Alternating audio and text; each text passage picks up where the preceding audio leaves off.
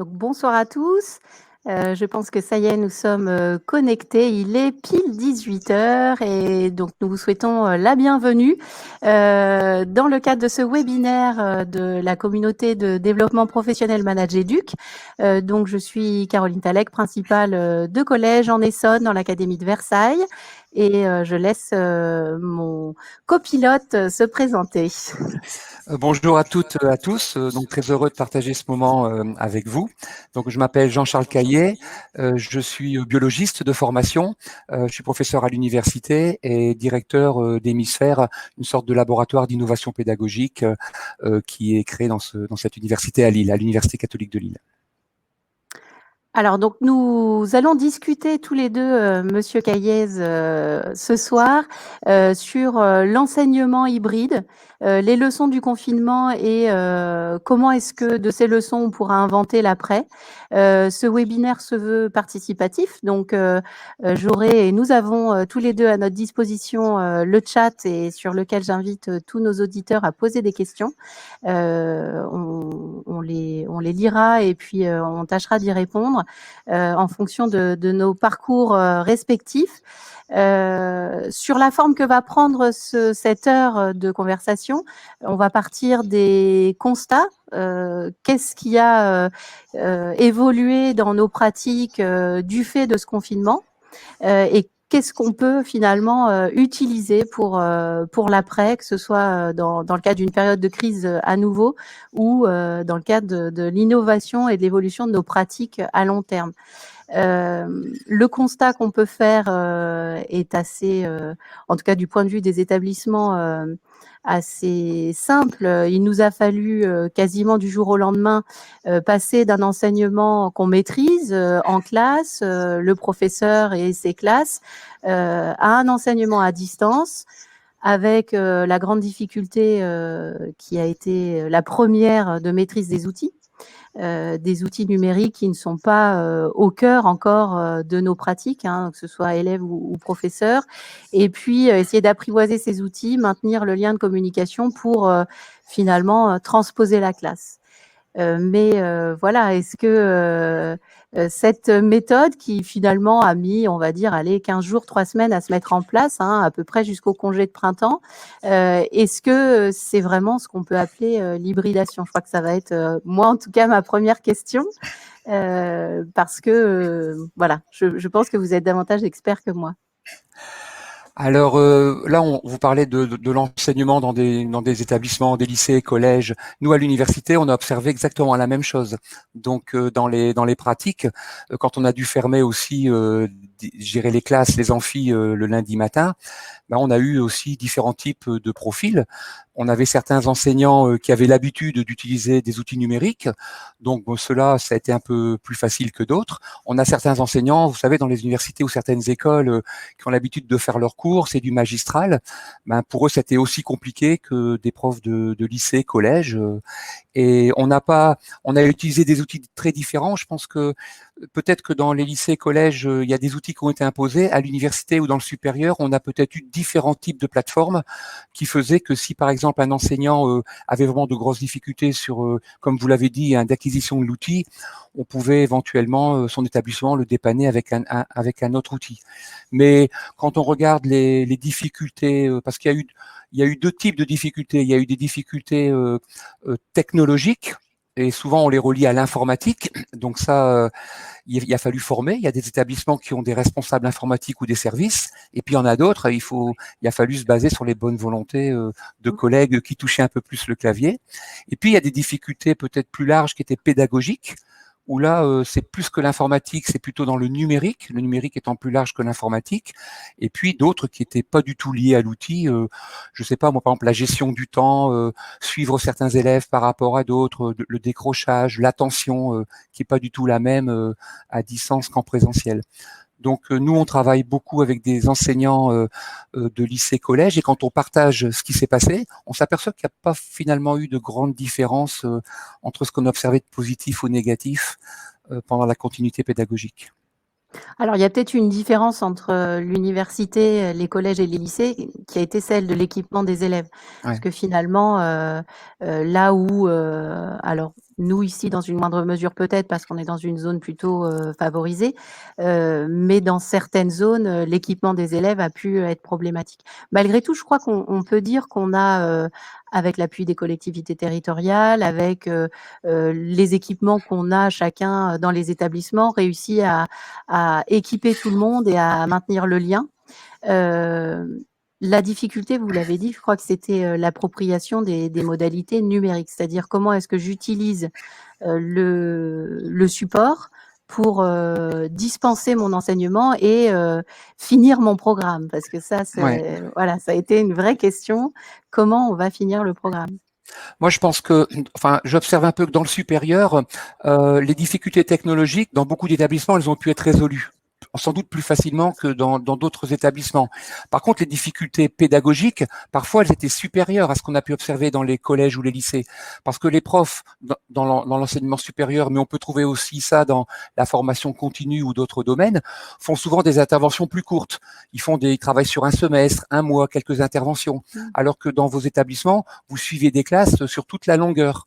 Et donc, on a eu des enseignants, nous, qui ont découvert des groupes ou des promos, alors qu'ils les avaient jamais vus en présentiel.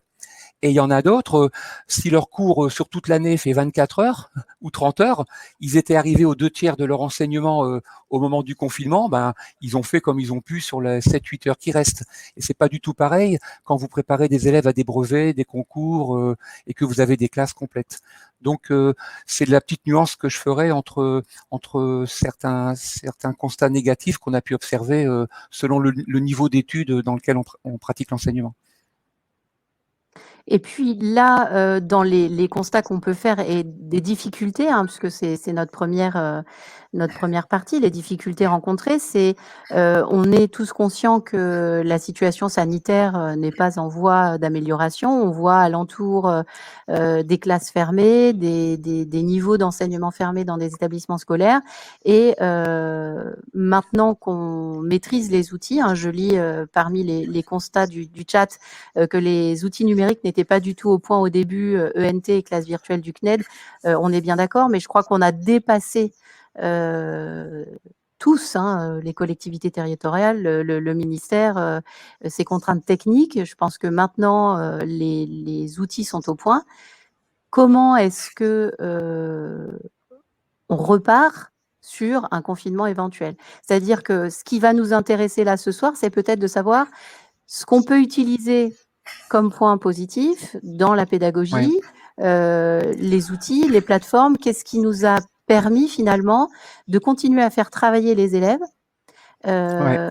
en cas là de nouveau confinement. Et je dirais même maintenant, en cette rentrée, est-ce qu'on est capable d'observer des leçons qu'on aurait tirées du confinement total?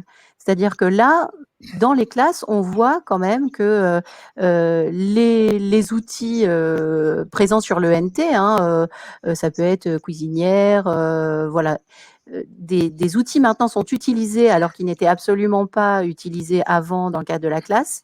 Le confinement a fait évoluer quand même déjà les pratiques sur l'utilisation du numérique en classe. Donc, quand on a un petit peu préparé ensemble cette discussion de ce soir, vous m'avez quand même, moi, apporté un éclairage très important sur la notion de transposition et d'hybridation. Donc, je pense que ça peut être intéressant aussi de nous mettre tous au même niveau de connaissances, hein, qui sont les vôtres, voilà, pour parler des mêmes choses. Peut-être un petit point de vocabulaire sur Oui, tout à fait. Donc en fait, moi, l'éclairage que je vais apporter, c'est plutôt l'éclairage d'un praticien. Moi, je suis biologiste de formation. Je ne suis pas chercheur en sciences de l'éducation ou dans le numérique, mais les termes que j'utilise ici avec mes collègues, c'est ce qu'on observe. Là, on échange ensemble sur quelque chose qui s'est passé, le confinement, et on se dit, on en tire des constats, et il y a sans doute des idées à garder pour avoir des perspectives d'évolution. Mais il faut faire attention de quoi on parle, parce que on est en train de faire un constat sur une situation qui est exceptionnelle. Le confinement, les élèves étaient nous-mêmes, chacun chez soi, et tous bloqués chez soi individuellement. Et donc, la situation d'urgence, elle n'a pas été du tout de faire de l'hybridation. L'hybridation, c'est une complémentarité entre deux choses. Donc, je vais y revenir juste après, mais ce qu'on a fait dans l'urgence, c'est plutôt de la transposition.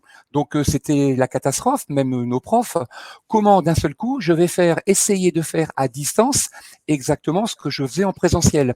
Donc, ce que l'on a essayé, et même ce que certains parents, d'ailleurs, ont vu, quand des parents étaient derrière les élèves, ils n'ont pas vu un prof enseigner aux élèves, ils ont vu juste un prof essayer de faire une continuité, d'ailleurs ça s'appelle comme ça, hein, la continuité pédagogique.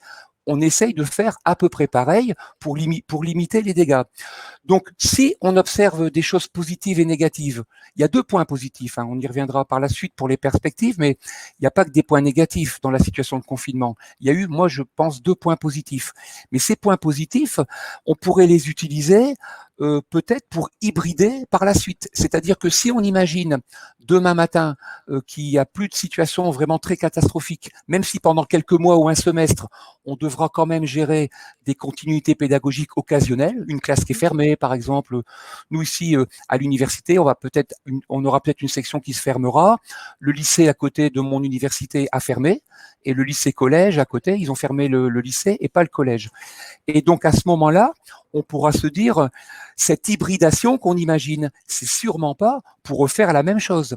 Donc c'est pour ça que quand on parle d'hybridation présentielle, distancielle, on est bien en train de parler d'une complémentarité. Autrement dit, ce que je fais en classe avec mes élèves n'est pas exactement la même chose ou du tout que ce que je peux imaginer à distance.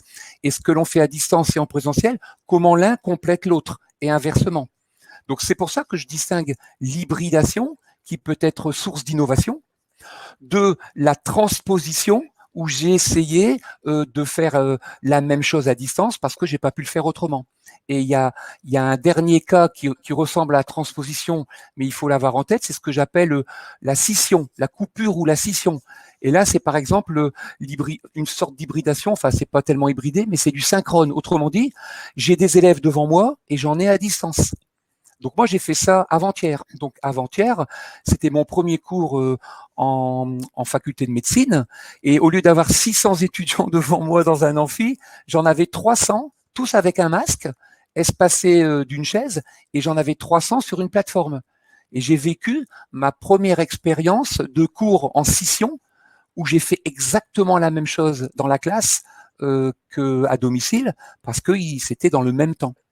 C'est pour ça que ça c'est important de se dire, si on se projette dans un futur même proche ou lointain, qu'est-ce qu'on a envie de faire qui tienne compte de ce constat, avec les points positifs et négatifs, pour améliorer nos pratiques pédagogiques.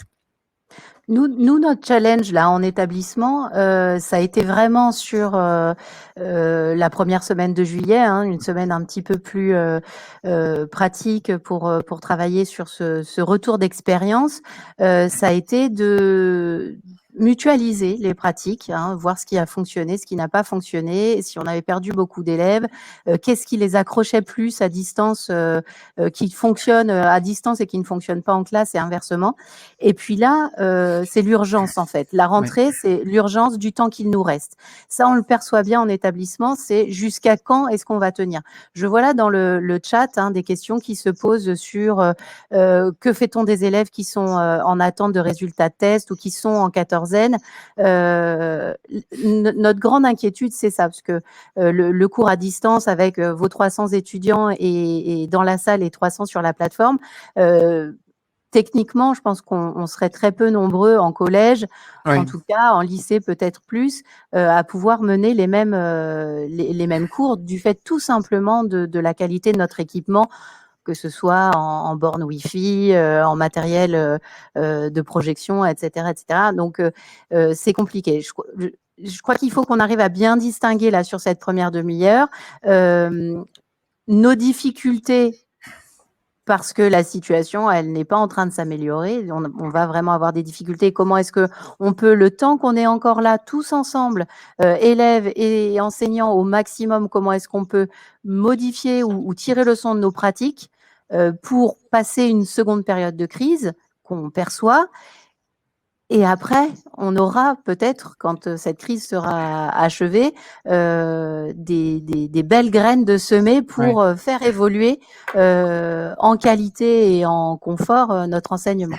crois qu'il faut qu'on arrive, nous, chefs d'établissement en tout cas, à nous dire, comment est-ce que je peux apporter la garantie à mon équipe pédagogique, que ce qui les attend là d'ici, 15 jours, 3 semaines, 1 mois, 2 mois, ça ne va pas être, à nouveau une situation, d'angoisse et de repli, sur soi avec son petit ordinateur à la maison ou une inquiétude sur, la surcharge de travail. Ça, c'est quelque chose qui tracasse Ouais. beaucoup en ce moment. C'est comment est-ce qu'on peut nous apporter la garantie qu'aller vers le numérique, s'approprier ces outils, va pouvoir permettre un gain en efficacité, et en temps finalement, et pas demander un double travail. Ouais. J'ai mes quatrièmes qui sont confinés ou en quatorzaine, mes sixièmes, cinquièmes sont toujours là. Comment est-ce que je ne multiplie pas ma charge de travail par 2 et j'apporte une réponse et un contenu et une avancée dans l'apprentissage pour chacun des niveaux. Et c'est ça, en tout cas moi, en tant que chef d'établissement, que j'ai du mal à percevoir. Et c'est vrai que votre regard pour moi est important là-dessus. C'est-à-dire que comment est-ce qu'on peut nous jouer un rôle Ouais. Dans ce que vous témoignez, puisqu'on est toujours là sur la partie où on réfléchit au constat, effectivement, il y a aussi des constats positifs. Et c'est à partir des constats négatifs, ça permet éventuellement de pas reproduire le même type d'erreur, même si les conditions sont différentes. Par contre, les constats positifs, je pense que c'est là-dessus que les chefs d'établissement doivent s'appuyer avec leurs collaborateurs pour imaginer le futur, que le futur soit proche en termes de dépannage, parce qu'il y aura des confinements de classe, ou que le futur soit un peu moins proche si on veut innover en pédagogie. Et moi, j'ai aussi été 6 ans chef d'établissement, puisque je dirigeais une faculté, et j'avais une quarantaine d'enseignants, et donc j'ai connu un peu cette difficulté de se dire comment est-ce qu'on peut amener une équipe aussi à penser l'innovation avec le numérique. Et je disais tout à l'heure, il y a 2 points positifs que j'ai observés dans le constat. Et ces points positifs, je pense qu'il faut travailler là-dessus.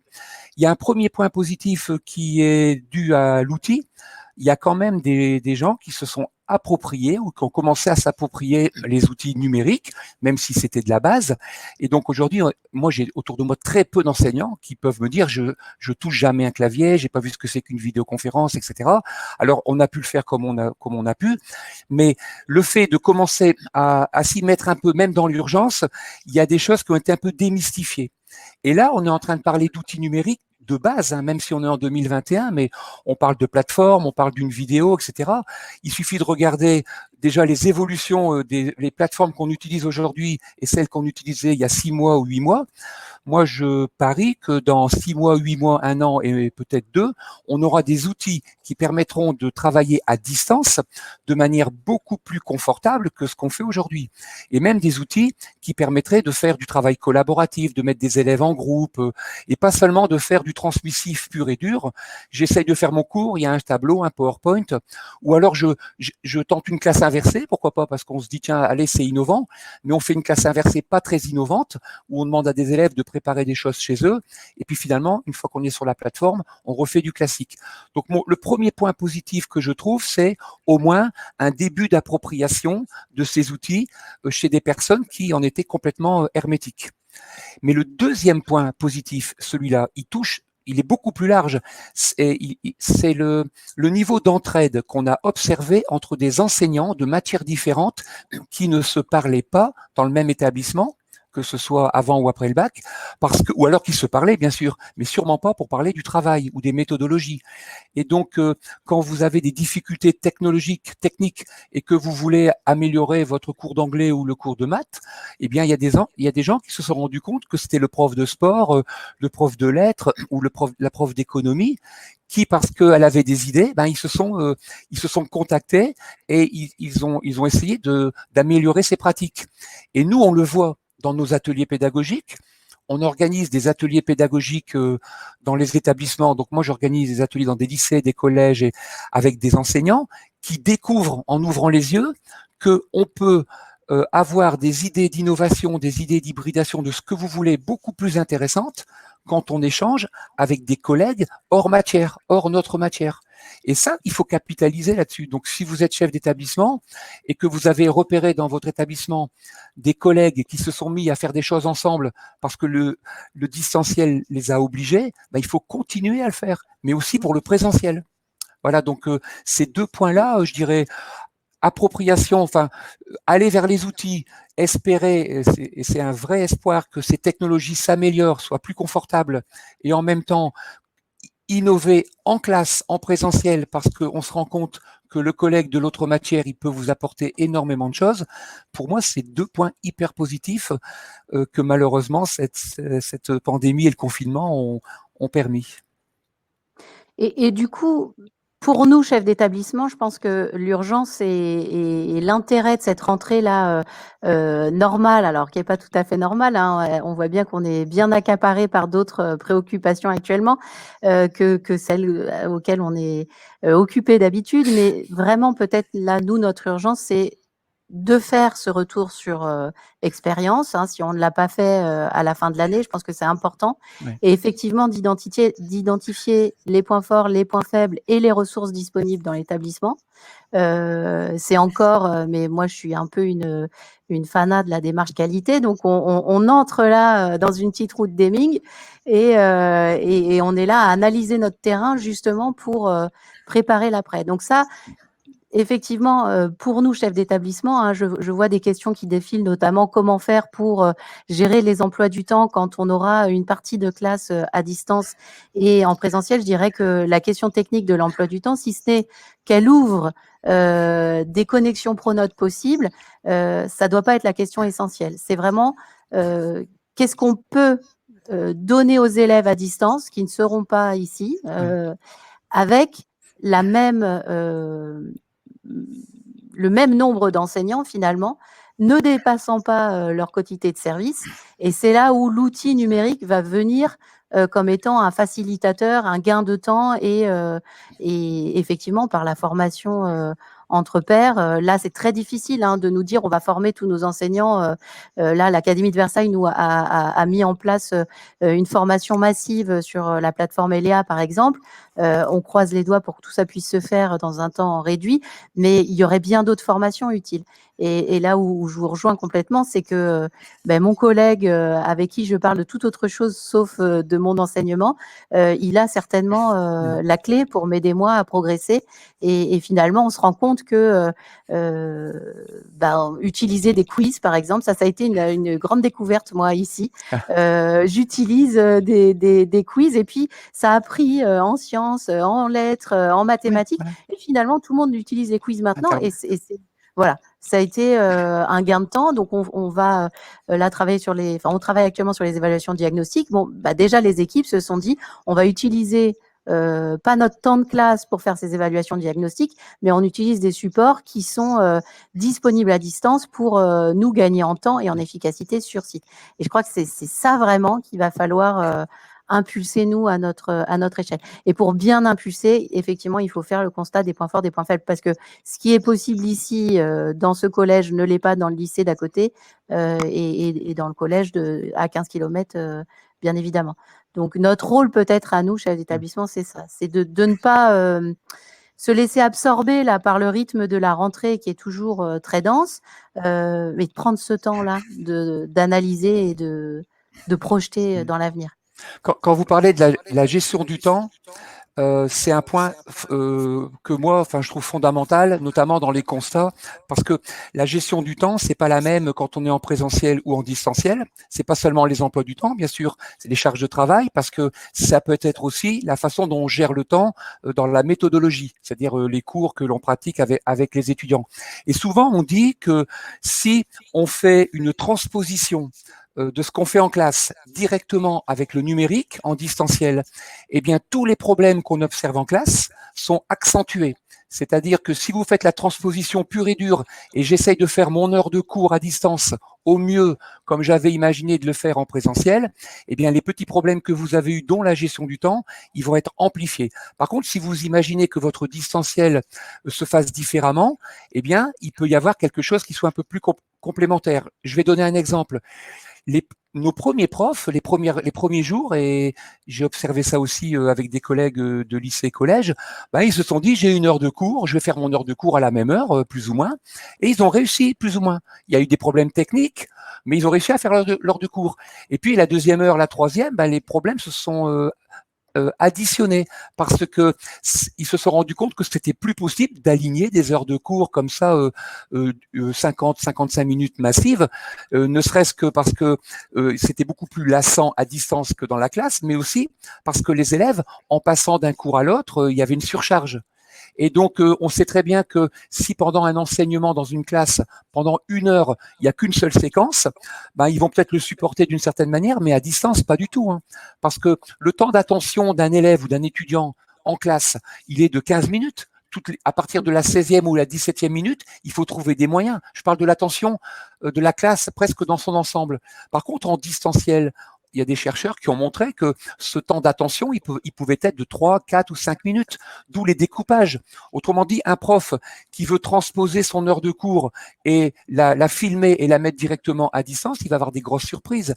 Parce que les générations X, Y et autres, ok, elles sont digital natives, mais pour jouer, chatter, communiquer, pas pour travailler. Hein. Et même les adultes comme nous, même nous les adultes, on touche au numérique un peu, mais des réunions dans le télétravail, il y a des réunions, des collègues, ils supportaient plus d'avoir des réunions d'1 heure, 2 heures ou 3 heures en distanciel, alors que quand ils sont en présentiel, ben, ils s'occupent un peu différemment.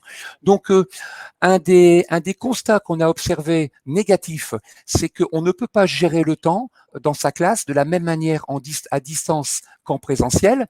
Et ça, c'est un constat qu'il faut avoir en tête si on veut faire soit à nouveau du dépannage, ou alors plus tard si on veut vraiment innover et faire de l'hybridation. Dans la façon dont on rythme son cours, dans la façon dont on place ses exercices, de manière à ce que la transposition, elle tienne compte de ça aussi.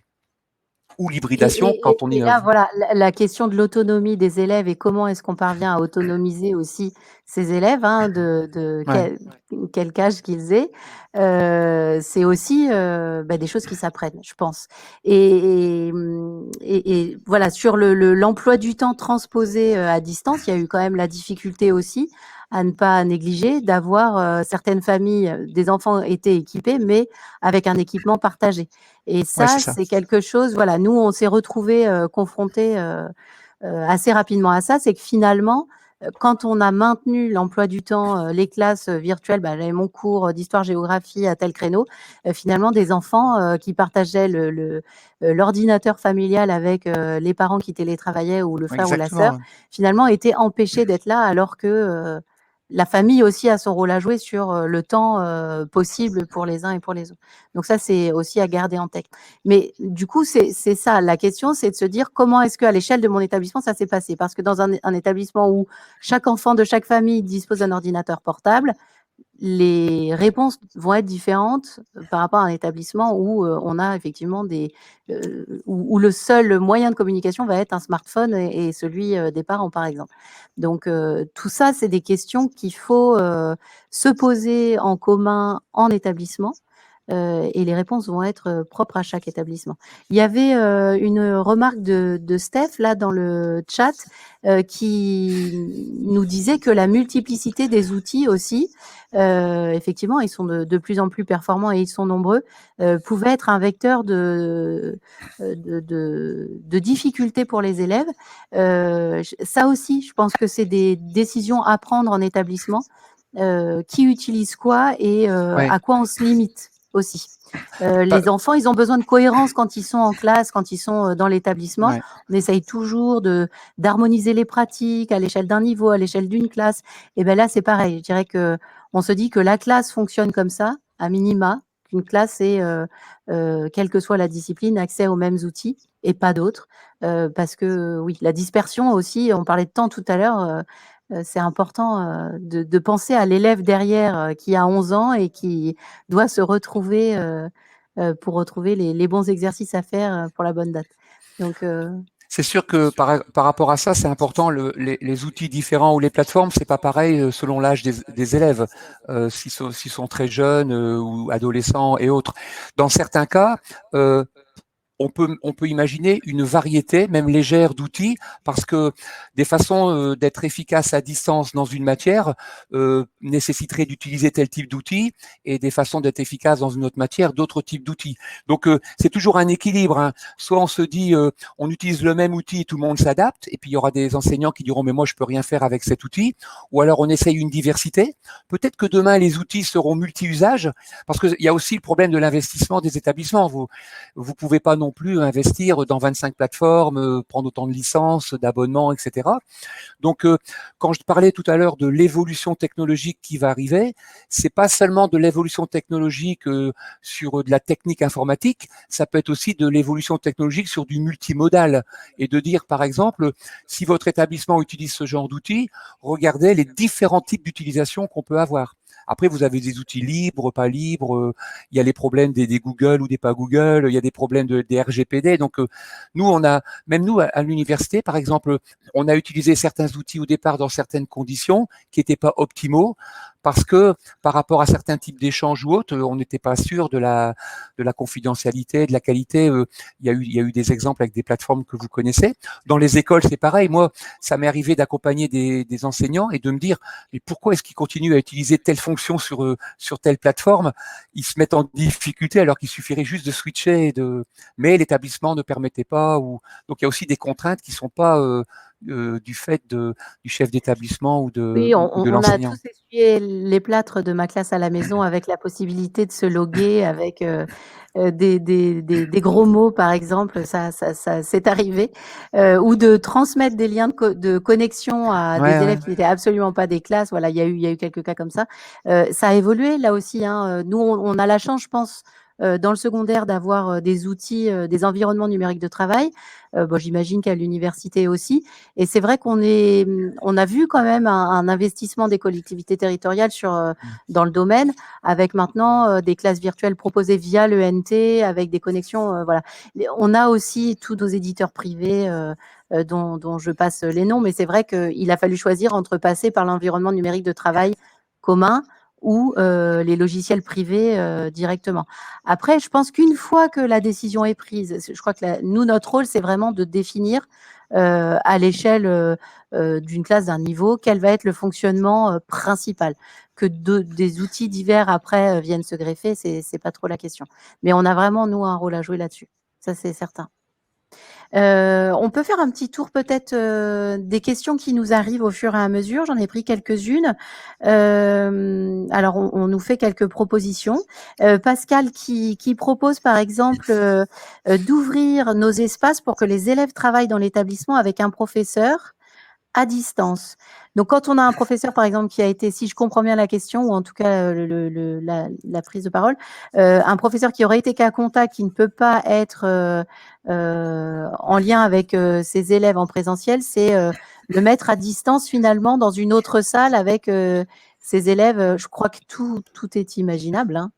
Je Moi, pense que je trouve que c'est une excellente idée, parce que c'est une illustration de ce qu'on peut faire en constatant la situation, je dirais, d'urgence, et qui pourrait donner des idées pour innover demain matin. Si on fait l'articulation entre les constats et les perspectives. Exemple, ce fameux prof donc qui serait isolé et qui prendrait en charge une classe, par exemple à distance, de la façon dont on peut organiser la pédagogie, ça peut donner. Donc vous avez des profs en présentiel, ils ont leur classe, et puis vous avez des profs qui sont peut-être à distance et qui vont peut-être suivre tout ou partie d'une autre classe, à voir. Et cette façon de faire ce mix, ça peut donner des idées d'innovation demain à des établissements, dans des innovations qui ne leur viendraient pas forcément à l'esprit tout de suite. Exemple, ça c'est un exemple d'hybridation. Demain matin, on peut imaginer d'avoir ce même type d'enseignants, alors qu'il n'y a plus de Covid et il n'y a plus de pandémie, qui organisent dans l'établissement, je vais pas appeler ça des cours du soir ou du soutien, mais des séquences qui seraient des séquences le soir ou à certains moments le week-end, je sais pas, avoir les charges, hein, bien sûr. Mais imaginez par exemple que un élève rentre chez lui il a des devoirs à faire à la maison. Il y a des élèves qui savent bosser chez eux sans aucun problème. Il y a les parents qui les aident. Et il y a des élèves qui n'ont pas ce soutien scolaire à la maison. Et si les établissements proposent pour des élèves volontaires, des fois ça peut être 10% de la classe ou 15%, je ne sais pas, ben des cours de remise à niveau ou des interactions, donc je refais pas le cours, à ce moment-là, l'innovation proposée par l'établissement, elle serait, nous avons des enseignants qui, à tour de rôle, sans surcharger, à voir comment on fait les rotations, proposent que je sais pas moi, de 17h30 à 18h30 ou de 18h à 19h, je ne sais pas, de suivre une cohorte de 5, 6 ou 7 élèves sur des questions, du suivi. Et moi, je pense qu'il y a des parents, ça pourrait les intéresser de savoir que leurs enfants sont dans la chambre et que, au lieu de faire leurs devoirs tout seuls, eh bien, ils sont en train de faire 1 heure de devoir avec 6 à 7 autres élèves de la classe en difficulté et un prof qui soit différent du prof de la veille qui les accompagne. Et le jour où il y a des établissements qui feront ça, ils se démarqueront peut-être par rapport à d'autres. Et on leur dira, mais elle vient d'où cette idée? Bah, ils diront, c'est venu du Covid et de l'expérimentation. Donc, faire de bons constats sur des situations de crise, ça peut donner demain des idées d'hybridation et d'innovation hyper pertinentes auxquelles on ne pense pas aujourd'hui. Et c'est une question qu'on se pose, nous, ici, hein, dans cet établissement, pour devoir fait. Parce qu'en fait, avec une reprise sous protocole, finalement, quand même assez stricte, hein, où on a, nous, en tout cas, essayé de veiller à ne pas croiser les flux, des enfants qui sont transportés par car scolaire à 16h ou à 17h, quand c'est leur heure, il faut qu'ils partent. Et une des leçons du confinement, ça a été aussi d'avoir des propositions qui ont émergé, de dire, et si devoir fait, on le faisait avec ma classe à la maison. C'est-à-dire chacun rentre chez soi, hein, et les enseignants aussi, avec leur charge de famille, voilà, font leur 6 heures, 7 heures, chacun de leur côté. Tout le monde est arrivé à la maison et on peut proposer des séances de devoirs faits à distance. Ça fait partie des idées qui ont été émises. Donc ici et très certainement ailleurs aussi, et devoir fait le permet. Et vous pouvez les expérimenter à l'échelle d'un établissement. Vous pouvez dire, tiens, on va faire cette expérience, mettons avec 2, 3 enseignants, on fait ça une semaine, on voit. Parce que quand on veut innover en pédagogie, on n'a jamais la solution miracle et vous n'allez pas passer 5 ans, 6 ans de réflexion pour trouver le meilleur. Donc, ça peut s'expérimenter. Et ensuite, les profs peuvent faire des échanges de pratiques. Et peut-être que vos devoirs à la maison distanciels, par exemple, ils vont devenir hyper performants au bout d'un an ou d'un an et demi parce que vous les aurez fait évoluer au fur et à mesure des expérimentations. Et d'ailleurs, dans les retours d'expérience, hein, on a aussi eu ce retour-là où l'accompagnement personnalisé a été proposé. En fait, les classes virtuelles ont été proposées uniquement pour de l'accompagnement personnalisé. C'est-à-dire que les contenus passaient de façon écrite avec des programmations de travail un petit peu notées à l'agenda, avec des propositions de créneaux dans l'emploi du temps pour que uniquement les élèves ayant besoin ou des questions, Ouais. se connectent et aient vraiment un apport individualisé sur des créneaux précis dans la semaine. Donc il y a effectivement de belles choses qui se sont passées et qui pourraient très, très bien être envisagées, alors je dirais hors période de crise. Parce que j'avoue que moi, ce qui m'intéresse, c'est pas là de replonger dans la difficulté d'un confinement partiel et avec l'angoisse qui va avec, hein, parce que on n'est pas non plus tout à fait tous sereins par rapport à cette pandémie. Mais justement, comment est-ce qu'on peut gagner du temps, gagner en plaisir ensemble dans l'établissement parce qu'on aura réglé un certain nombre de contraintes ou de contenus. Et là, je vais vous emmener sur une question dont nous avons discuté en préparant ce webinaire, c'est comment est-ce qu'on peut dépasser cette pression du contenu qui est quand même le Ouais. premier frein, hein, des enseignants, on l'a vu. Là, nous, notre angoisse là de devoir reconfiner de façon totale maintenant, c'est de se dire, mais là, le programme, on n'est pas en mars. Ça veut dire que il nous restera beaucoup à faire, beaucoup à transmettre et les disparités seront de Ouais. fait beaucoup plus grandes. Et moi, je leur dis toujours, mais c'est pas le contenu, c'est pas la quantité, ça va être la qualité. Donc, est-ce qu'on peut tous s'autoriser ce soir, les 164 présents, à nous dire et à prôner qu'au-delà de la quantité, c'est vraiment la qualité qu'il Ouais, faut ouais. privilégier et nous enlever ces charges-là, ces charges mentales et ces poids. Ouais. En tout cas, par rapport au contenu, le contenu d'un enseignement, donc vous avez un programme, il y a un contenu à transmettre, un contenu à échanger avec les élèves, que vous soyez en situation d'urgence, ou que vous soyez en situation de dire j'ai envie d'innover, dans les deux cas, si vous pensez faire 100% du même contenu, c'est très compliqué. Parce que si vous êtes en urgence et que vous dites allez, je dois transposer exactement mon cours à distance et je leur mets la même quantité qu'en présentiel, bah, comme j'ai dit tout à l'heure, les élèves qui sont dépassés, qui arrivent plus à ingurgiter ce que vous leur envoyez, qui sont saturés ou démotivés, ça sera accéléré à distance. Puisque le distanciel, si vous le faites tel quel, il accélère les problèmes. Et de même, si vous n'êtes plus dans la situation d'urgence, mais vous dites, tiens, je vais profiter du distanciel présentiel, je vais hybrider, je vais faire de l'innovation. Si vous voulez aussi mettre 100% du contenu partout, eh bien, votre innovation, elle va vous faire plomber l'ensemble. Parce que quand on veut innover, d'un seul coup, on va se dire, tiens, je vais peut-être ajouter un peu de collaboratif ici, plus d'interaction. Et ça, c'est au détriment de ce qu'on appelle les vases qu'on remplit. Hein. Donc, on a 150 choses à dire et on doit dire absolument les 150 choses. Et comme on a 150 minutes, bah, c'est réglé. Hein. C'est une information par minute. Donc, si je dois innover, j'ai pas le temps. Ou alors j'en dirai que 149 ou 130, voire pire, je ne dirai plus que 80%. Et quand on fait ça, on s'aperçoit que c'est finalement les 80 ou les 70% de ce qu'ils comprennent habituellement quand vous envoyez les 100%. Donc moi, je l'ai testé dans ma classe renversée.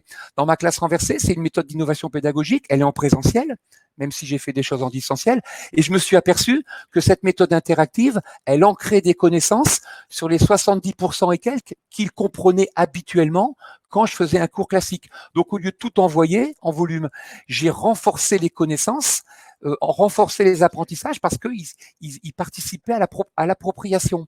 Et c'est la même chose. Si vous voulez faire du distanciel, comme je l'ai dit, il y a des profs et il y a des établissements d'ailleurs qui ont dit à des enseignants, peut-être le vôtre, hein, arrêtez de faire 1 heure de cours tous les jours, etc. Faites peut-être des séquences de 45, 30, voire 25 minutes, espacez plus, parce qu'il peut se passer des choses en digestion. Et donc là aussi, hein, alors si le prof comprend pas, il se dit mais moi en 25 minutes, je peux pas expliquer la même chose qu'en 1 heure. Oui, mais en 25 minutes, tu peux travailler sur des fondamentaux, alors qu'en 1 heure, tu les as peut-être perdus au bout d'un quart d'heure. Et donc ça, c'est aussi des choses. Et les rapports qualité-quantité, ils sont pas forcément en opposition, parce que quand vous travaillez la qualité, à d'autres moments, l'élève, il a envie de creuser plus la quantité. Donc moi j'ai des élèves par exemple, on les a pas écœurés, ils ont fait de l'interaction, ça leur a redonné un goût pour une partie de la matière et ils iront plus facilement écouter une conférence, lire un livre ou faire un cours classique. Donc il n'y a pas d'opposition entre travailler la quantité ou la qualité. C'est aussi une hybridation d'ailleurs.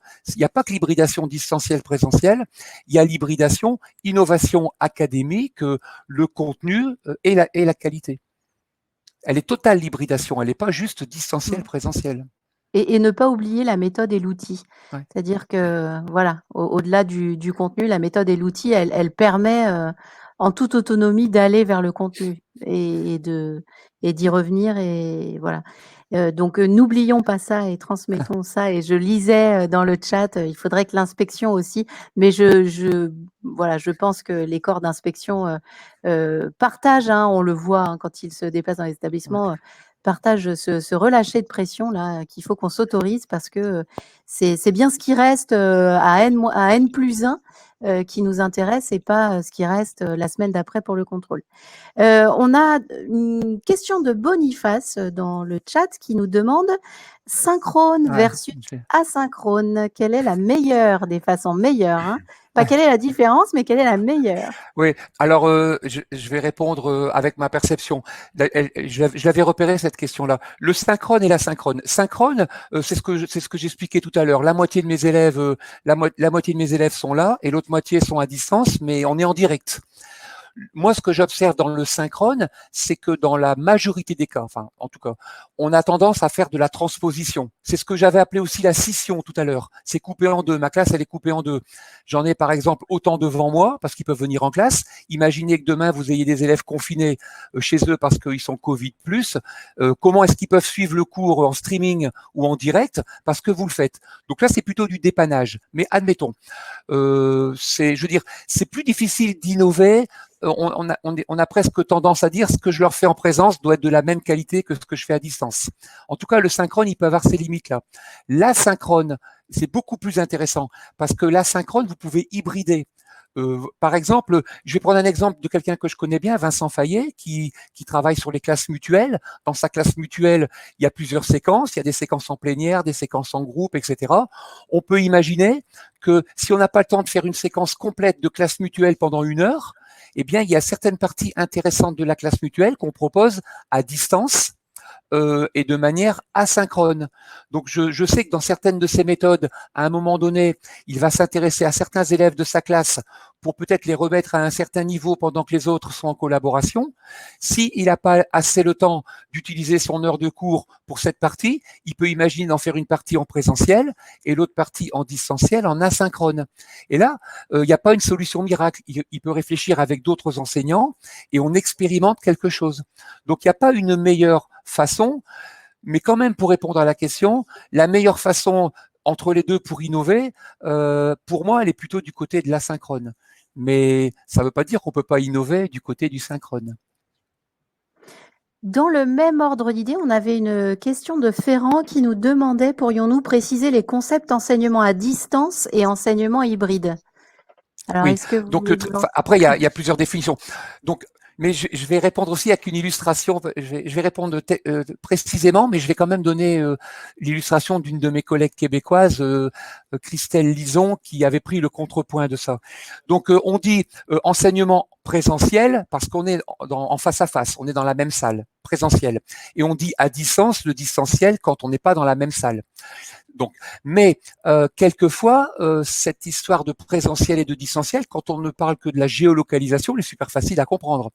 Sauf que dans la réalité, Christelle Lison dit que vous avez des élèves, ils sont devant vous dans la classe, mais ils sont réellement en distanciel parce qu'ils sont ailleurs, ils sont en train de faire autre chose. Et vous avez des gens qui sont connectés sur des plateformes comme j'espère ce soir, où pendant un temps très court, vous captez une attention, vous êtes à distance, mais vous êtes un vrai présentiel d'interaction. Donc le distanciel et le présentiel, c'est pas toujours un niveau géolocalisé, ça peut être aussi un niveau d'interaction que l'on a pour capter l'attention de ses élèves.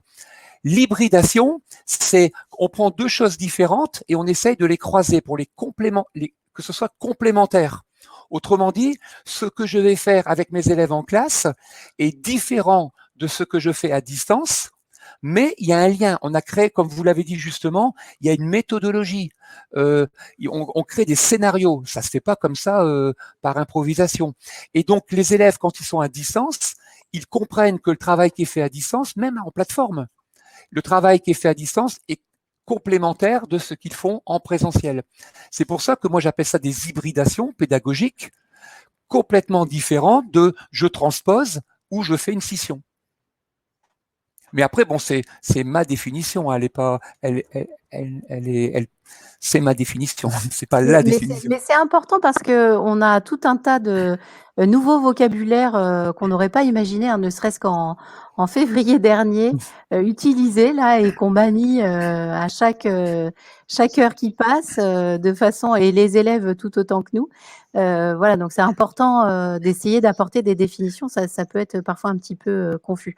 On parlait des élèves. On avait une question en tout début de webinaire de Kaiser qui demandait si les élèves avaient changé.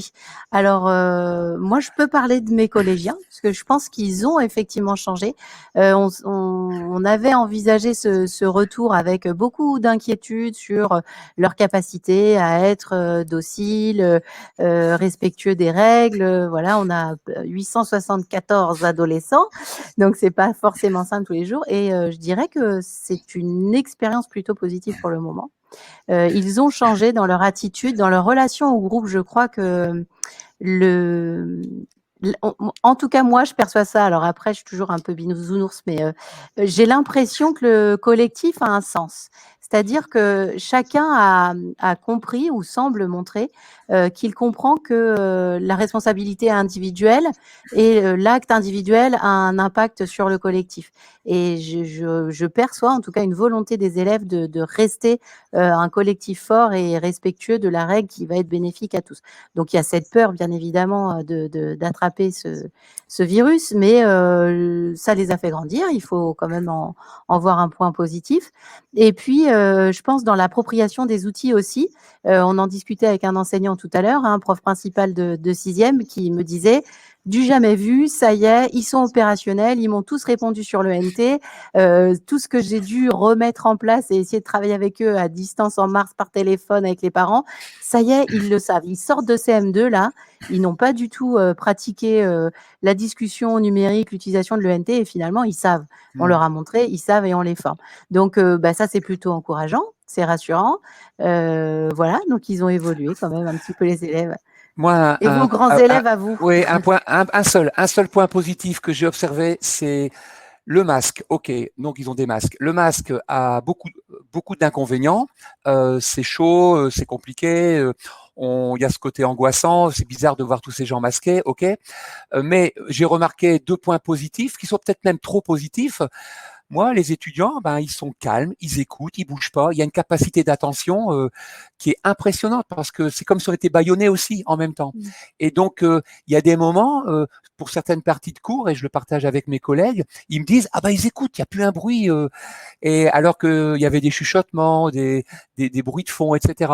Et donc, il y a aussi ce côté-là. Peut-être que ça bougera d'ailleurs. Peut-être que en s'habituant, si les gens ont le masque pendant plusieurs mois, on va s'apercevoir qu'on va retrouver les mêmes les mêmes types de comportements. Mais en tout cas, pour la rentrée, on observe cette chose qui est un peu particulière parce qu'on se regarde un peu, on se demande, vous savez, c'est un peu comme on a changé le poisson de bocal et il y a aussi ce côté-là qui est quand même un peu angoissant, hein, parce que faut avouer, c'est pas seulement angoissant par rapport à la maladie, c'est aussi angoissant par rapport aux relations sociales, aux interactions, et il y a des moments, ça devient un peu plus froid et glaçant parce qu'il y a tout le côté non verbal, les visages, voilà, ça c'est. Mais il y a quand même des points positifs. Un des points positifs, c'est la capacité d'écoute. Espérons qu'elle se transforme aussi en empathie et qu'on en tire quelque chose, je pense. Sur les points positifs aussi qui concernent les élèves, hein, des retours qu'on a pu avoir et faire et des rétex avec les fédérations de parents d'élèves, il y a aussi des élèves, et faut le retenir, qui ont vraiment apprécié cette période de confinement. C'est-à-dire que certains élèves ont vraiment aimé se fabriquer eux-mêmes un plan de travail, décider de faire que du français pendant 2 ou 3 jours parce que ils étaient dans une envie de français pendant 2 ou 3 jours, puis se consacrer aux mathématiques, essayer de planifier leur travail. On a des élèves qui ont moins subi justement les bavardages d'une classe, ont pu mobiliser leur attention à un moment où c'était plus favorable pour eux. On a des fois des ados Loire qui ne sont opérationnels qu'à partir de 10h30 le matin.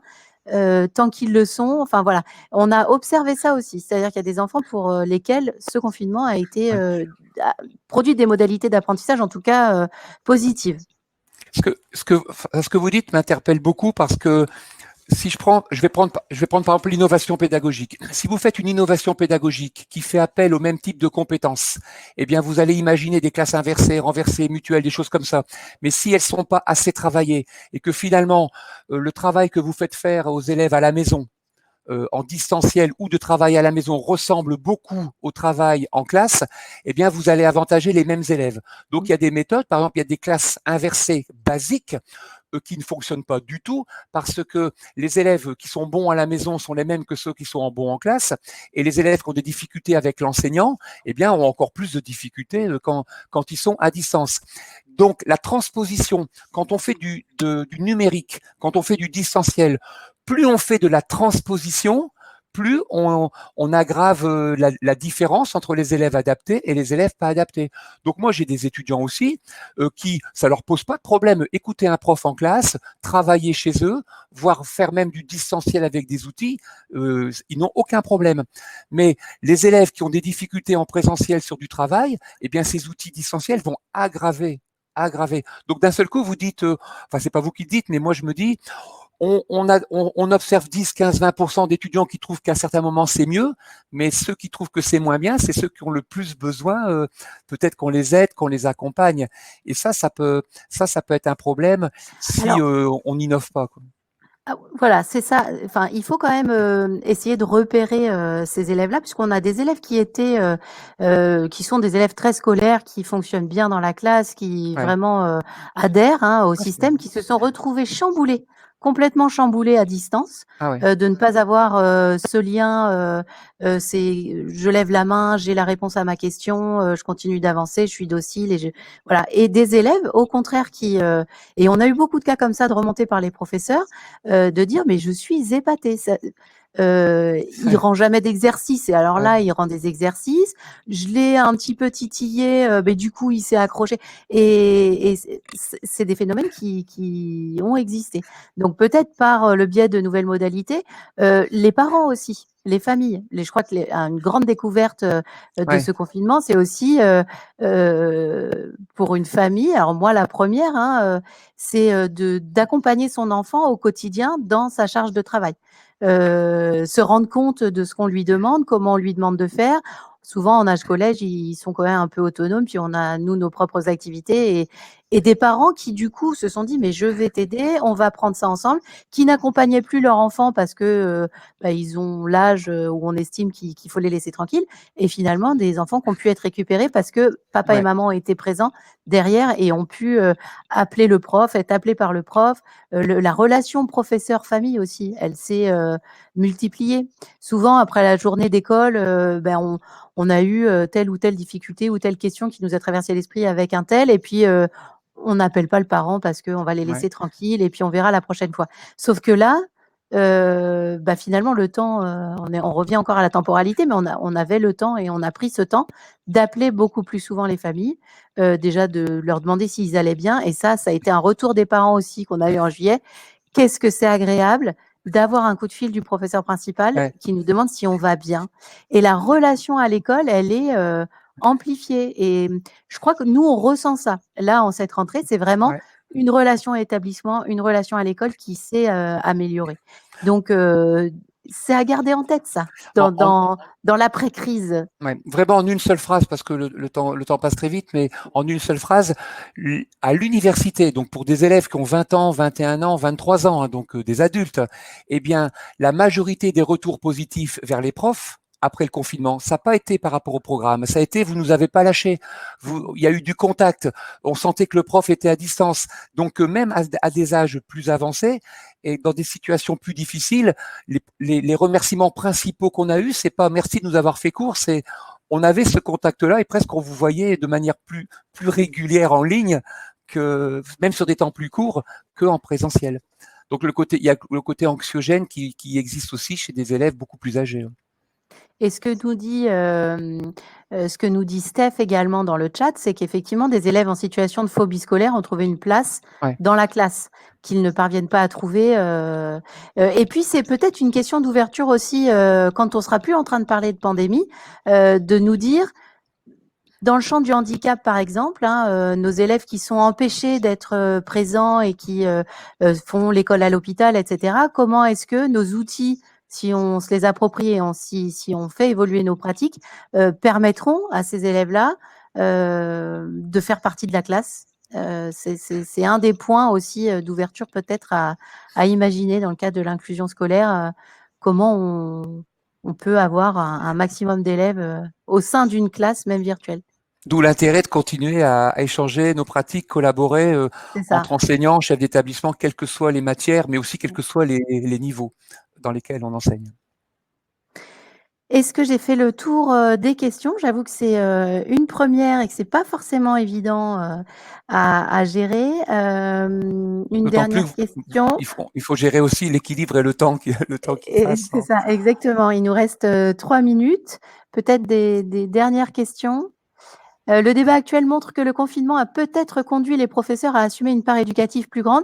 Je pense que, Il y a des nouvelles habitudes qui ont été prises. Je pense que dans nos quotidiens, on s'habitue au confort de nos habitudes justement, et que ces situations exceptionnelles qui provoquent des ruptures, elles ont forcément des conséquences. Ouais.